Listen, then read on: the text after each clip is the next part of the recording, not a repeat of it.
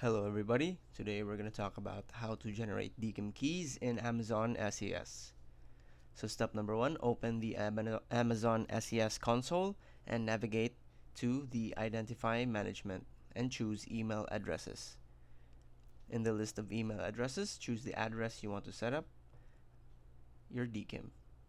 Under DKIM, choose Generate DKIM Settings and copy the 3 CNAMEs record that appears in this section.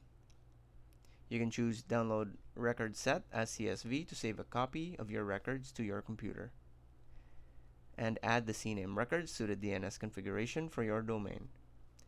So to update your DNS records, if you use Route 53 as your DNS provider, complete the procedures in the editing records at the Amazon Route 53 Developer Guide. If you use another DNS provider, different providers have different procedures for updating DNS records. That's it. Thanks for watching.